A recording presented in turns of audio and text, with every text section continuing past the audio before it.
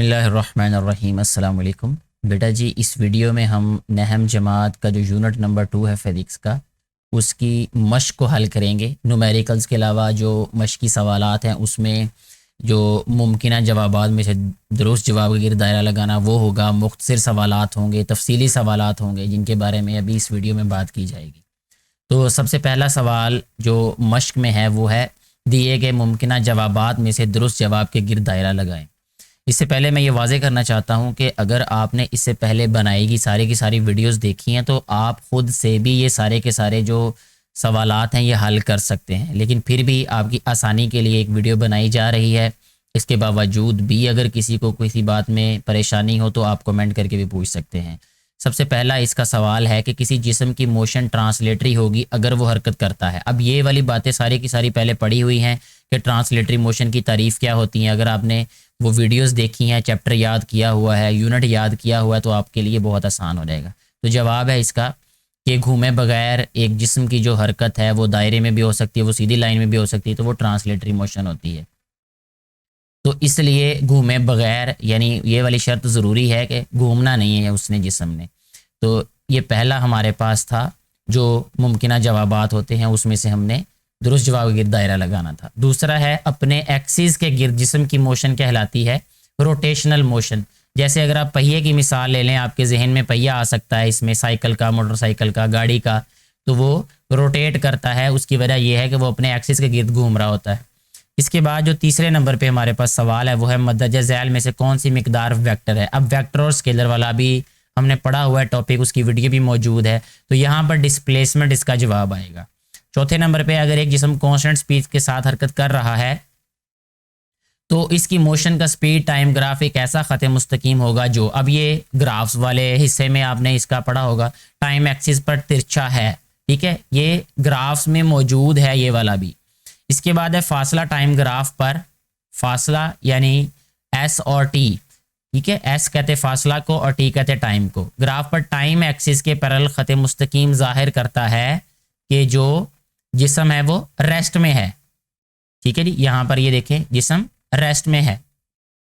इसके बाद है 6 नंबर पे, छठे नंबर पे, एक कार का स्पीड टाइम ग्राफ शक्ल में दिखाया हुआ है यहाँ पे। मदरजा ज़ैल में से कौन सा बयान दुरुस्त है? ये सी वाला दुरुस्त होगा कि इसका फासला 75 मीटर होगा। ठीक है जी। इसके बाद जो इसका 7वां जुज़ है या 7वां सवाल है वो कुछ इस तरह से है कि मदरजा ज़ैल में से कौन सा ग्राफ यूनिफॉर्म एक्सेलरेशन को ज़ाहिर करता है। तो यहाँ पे ये सी वाला जिसका दायरा लगाया है ये ज़ाहिर करता है। इसके बाद अगले सफ़े पे है हमारे पास सवाल कि किसी मुतहर्रक जिस्म के डिस्प्लेसमेंट को वक्त पर तकसीम करने से हासिल होता है। यानी डिस्प्लेसमेंट को अगर डी को टी पे तकसीम करें तो ये वेलोसिटी आती है हमारे पास। ये सारी चीज़ें शुरू में चैप्टर के थी, आपने पढ़ी होंगी। ये एक गेंद को अमूदन ऊपर की तरफ फेंका गया है, बुलंद तरीन मकाम पर इसकी स्पीड क्या होगी? 0 होगी। इसी तरह पोजीशन में तब्दीली क्या कहलाती है? डिस्प्लेसमेंट कहलाती है। एक ट्रेन 36 किलोमीटर फी घंटा की स्पीड से हरकत कर रही है, मीटर फी सेकंड में इसकी स्पीड क्या होगी? ये होगी 10 मीटर फी सेकंड। उसका तरीका ये होता है, ये एक मिसाल में भी ये तब्दील किया गया था कि 36 को आप हमने ज़रब करना है पहले, किलोमीटर को मीटर में बदलने के लिए 1000 से ज़रब करना है, यानी 36 ज़रब 1000 हो जाएगा। फिर उसको तकसीम करना है 60 ज़रब 60 से। ठीक है, तो ऐसे हमारे पास जवाब आ जाएगा। ये मिसाल में हमने हल किया हुआ था पहले कि किलोमीटर फी घंटा को मीटर फी सेकंड में कैसे तब्दील करते हैं। तो अगर आपने वो वीडियो देखी है जिसमें हमने मिसालें हल की हैं या ये वाला जो टॉपिक है उसको कवर किया था तो आपको ये क्लियर हो जाएगा। एक कार रेस्ट की हालत से हरकत करना शुरू करती है। ठीक है, रेस्ट की हालत का मतलब कि उसकी जो इब्तदाई वेलोसिटी है वो 0 थी। 20 सेकंड के बाद इसकी स्पीड जो है यानी VF जो है वो 25 मीटर फी सेकंड हो जाती है। टाइम दिया हुआ है उसने 20 सेकंड। इस वक्त के दौरान कार का तय करदा फासला क्या होगा? यहाँ पे 250 है। ये मिसाल भी मौजूद है इससे मुतल्लिका, उस मिसाल से भी आपको वाज़ेह हो जाएगा हमने कैसे कैलकुलेट करना है इसको। इसके बाद है ये हमारे पास ये जो कसीरुल इंतखाबी सवालात थे वो मुकम्मल हो गए। अब हमारे पास उसने सवाल पूछा है कि ट्रांसलेटरी मोशन की इकसाम की मिसालें देकर वजाहत कीजिए। ये सफ़ा नंबर 28 पे है। ट्रांसलेटरी मोशन जो है यानी मोशन की जो इकसाम है उस वाले ये टॉपिक में था, ये उन्वान में था। मदरजा ज़ैल में फ़र्क बयान करें। ये सारी तारीफ़ें हैं रेस्ट और मोशन की, सर्कुलर और रोटेटरी मोशन की, फासला और डिस्प्लेसमेंट की, ये सारी की सारी हमने पढ़ी हुई हैं पहले। स्पीड और वेलोसिटी की, लीनियर मोशन और रैंडम मोशन की, स्केलर और वेक्टर की। ठीक हो गया। इसके बाद है स्पीड, वेलोसिटी और एक्सेलरेशन की तारीफ कीजिए। ये फिर तारीफें आ गई ये, ठीक है। अब ये सवाल जो है, क्या कांस्टेंट स्पीड से हरकत करने वाले जिस्म में एक्सेलरेशन हो सकता है? जी बिल्कुल हो सकता है, लेकिन उसके लिए शर्त ये होती है, यहाँ पे मैंने जवाब भी लिख दिया बिल्कुल इसी तरीके से, कि कांस्टेंट स्पीड से हरकत करने वाला है जिस्म में एक्सेलरेशन हो सकता है अगर हरकत करने वाले जिस्म की सिमत तब्दील हो तो। ठीक है, अगर सिमत तब्दील होगी तो फिर उसमें एक्सेलरेशन पैदा होगा। मसलन यूनिफॉर्म स्पीड से दायरे में हरकत करने वाले जिस्म में एक्सेलरेशन पैदा होगा, क्योंकि हर लम्हे इसकी हरकत की सिमत तब्दील होती है। ठीक है, क्योंकि वो टेंजेंट की तरफ होती है। आपने एक टॉपिक में पढ़ा होगा ये वाला भी चैप्टर में। तो ये इसका सवाल हो गया, सवाल का जवाब हो गया 2.5 का। 2.6 जो हमारे पास सवाल है उसमें कहा है फेरस व्हील में वो जो बच्चे झूला नहीं झूलते, गोल दायरे में झूला होता है घूम रहा, उसको फेरस व्हील कहते हैं। ये भी पढ़ा हुआ है इसके बारे में भी। फेरस व्हील में झूला झूलने वालों की मोशन ट्रांसलेटरी क्यों होती है, रोटेटरी क्यों नहीं होती? ठीक है, वजह इसकी ये है, यहाँ पे जवाब भी लिख के दे दिया है कि फेरस व्हील में झूला झूलने वाले बगैर घूमे, ठीक है, यानी जो बैठा होता है ना उसके ऊपर वो घूम नहीं रहा होता, ठीक है, वो बगैर घूमे दायरे में हरकत कर रहा होता है, क्योंकि ये सिर्फ दायरे में हरकत होती है, इसलिए फेरस व्हील की हरकत ट्रांसलेटरी मोशन होती है ये। ठीक है जी। अच्छा जी, इसके बाद आगे चलें। अगला जो सवाल है 2.7, रेस्ट की हालत से हरकत में आने वाले जिस्म का फासला टाइम ग्राफ बनाइए।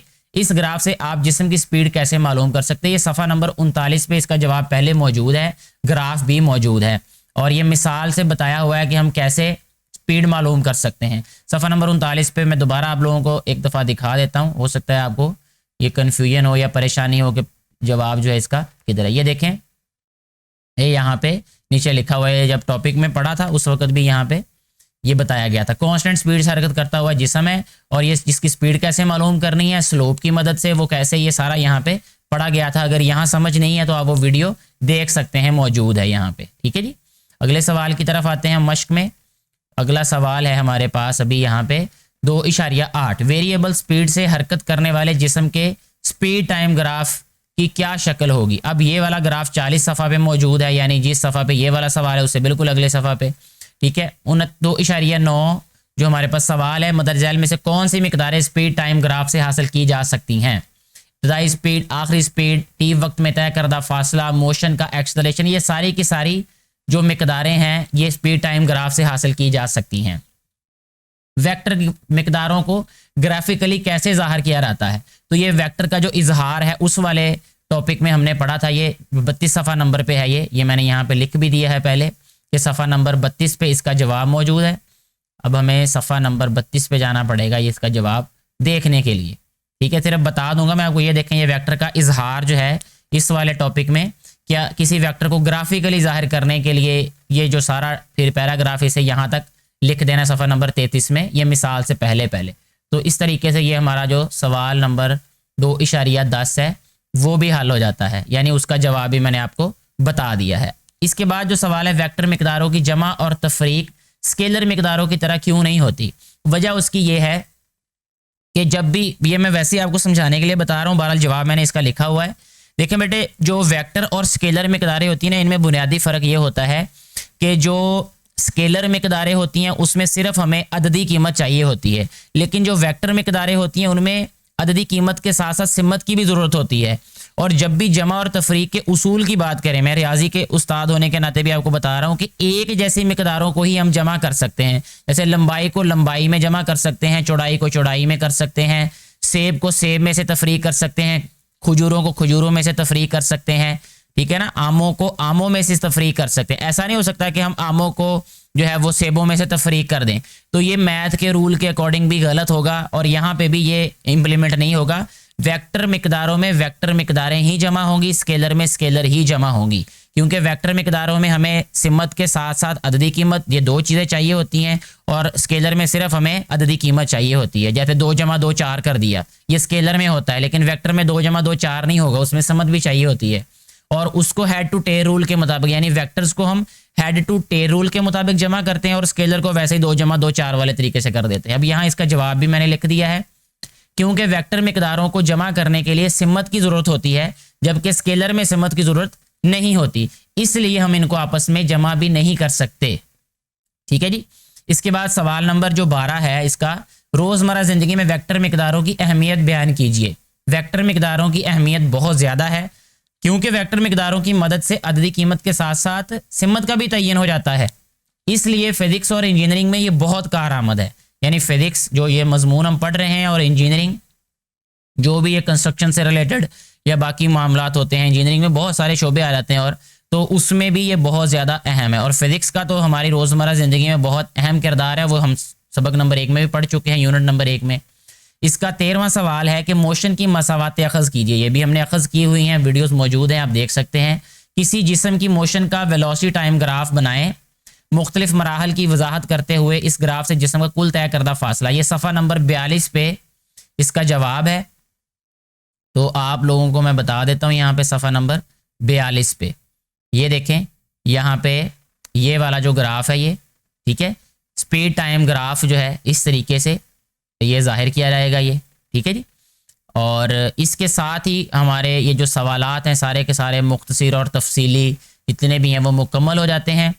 और किसी भी तरह की फिर भी परेशानी हो, किसी को समझ ना आई हो किसी बात की, तो आप नीचे कमेंट करके पूछ सकते हैं। मैं अपने इल्म के मुताबिक कोशिश करूँगा आपको मुतमईन कुन जवाब दे सकूँ। बहुत शुक्रिया आपका।